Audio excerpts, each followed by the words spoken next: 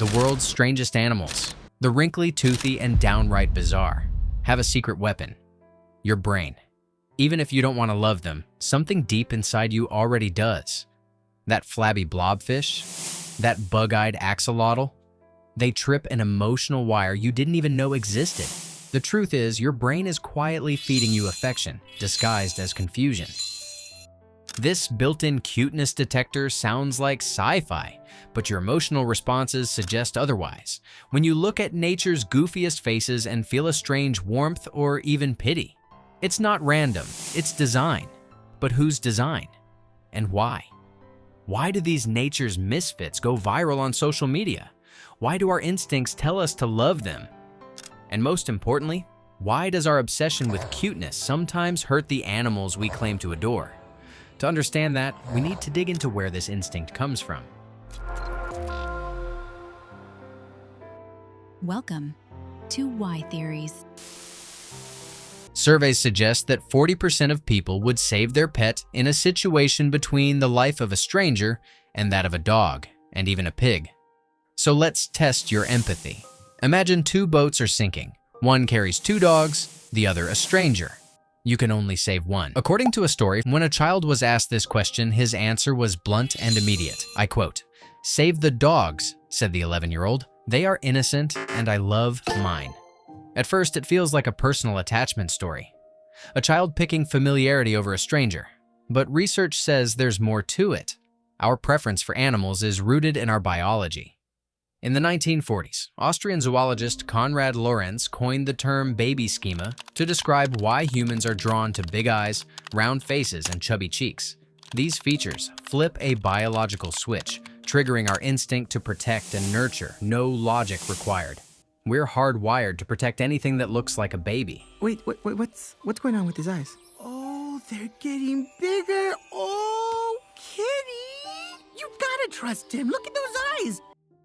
Take an axolotl, for example. That awkward, grinning water creature gets through the emotional firewall. It doesn't have giant cartoon eyes like a kitten, but its wide face and stubby limbs echo infant-like features just enough to activate our protective response.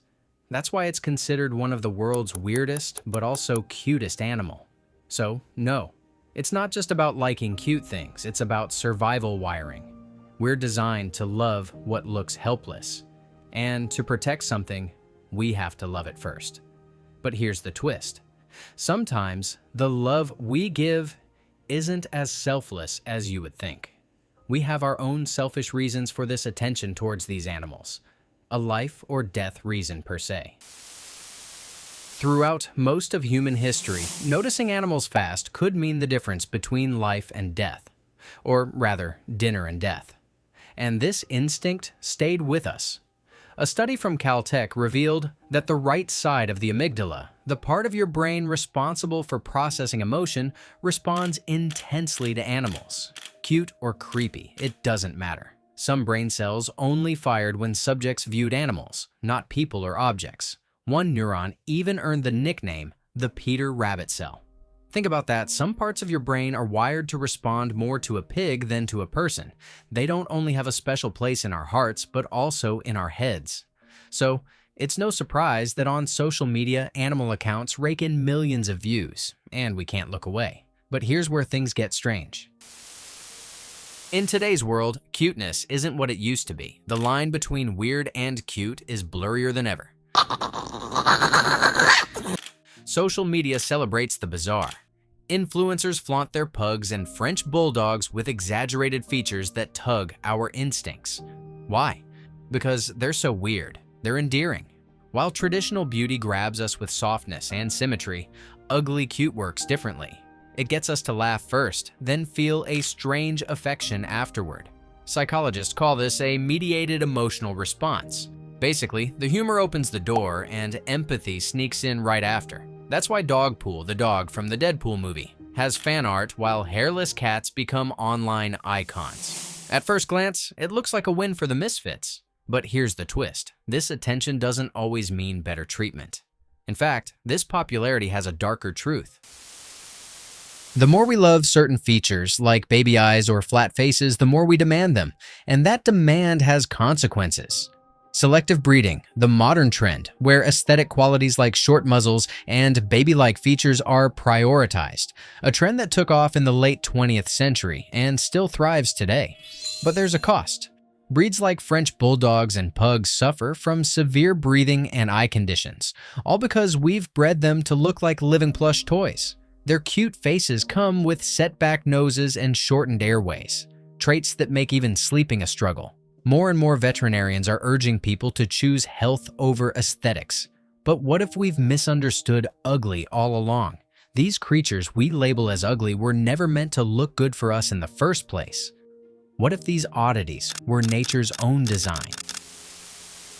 We tend to judge animals the way we judge people online, by their looks. But in nature, survival is the only real beauty standard. Take the axolotl, for example. It might look like a smiling cartoon character, but behind that adorable face is a sci-fi superpower. It can regrow lost body parts, even parts of its brain. Now, let's swing to the opposite end of the spectrum, the blobfish. Often labeled the world's ugliest animal, it's become the punchline of countless memes. But here's the twist. We're the reason it looks like that. According to the Smithsonian magazine, the blobfish is perfectly suited for its deep-sea home, about 4,000 feet under the ocean. Down there, the pressure is over 100 times what we experience at sea level. Imagine trying to walk around with a car stacked on your shoulders. That's the kind of pressure we're talking about. Unlike other fish, the blobfish doesn't have a swim bladder to stay afloat. It doesn't need one when its life is spent relaxing on the ocean floor like a squishy paperweight. Its soft, jiggly body is built for that depth. But when it's yanked up to our world, out of its pressure cocoon, its body collapses like a jelly balloon. What we see as ugly is actually a deep-sea creature suffering from altitude sickness. So the blobfish isn't broken, it's just out of context. Beauty isn't a survival trait, but a human projection. And that leads us to a much bigger question. These weird animals aren't just emotionally compelling, they are biologically fascinating. They hold secrets that could unlock breakthroughs in medicine, evolution, and survival. The problem? Conservation is often treated like a red carpet event.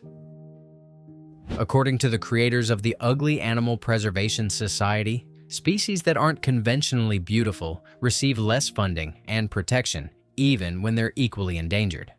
Back in 2012, biologist Simon Watt had an idea that was as hilarious as it was necessary. He launched a comedy show in Britain where comedians didn't just tell jokes, they fought to save animals that most people would swipe past. Forget dolphins. These performers went to bat for creatures like the naked mole rat, the blobfish, and the proboscis monkey. The goal? Put the weird ones on stage and give them a fighting chance. Greetings, my name is Paul Foot and I'm supporting the blobfish. The society pointed out an uncomfortable truth. Cute animals hog most of the conservation funding, while equally endangered but less photogenic species are often ignored. And here's the thing. Biodiversity isn't a luxury, it's a life support system. Every species, no matter how awkward or odd, is a thread in nature's web. Lose enough of them, and the whole thing starts to unravel. So why do weird animals still win our hearts?